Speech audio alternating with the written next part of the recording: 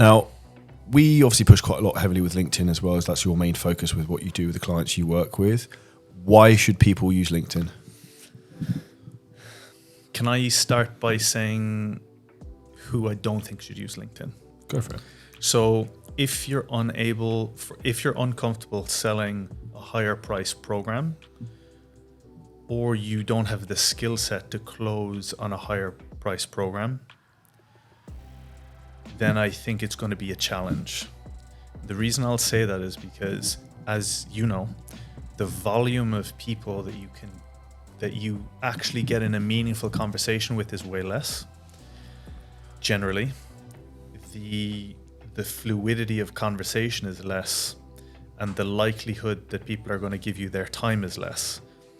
So if you're not selling a high enough thing that warrants that, it's the difference between, spraying a machine gun and a sniper rifle. You want to make sure if you're using a sniper rifle that you're taking out a baddie, not just a random.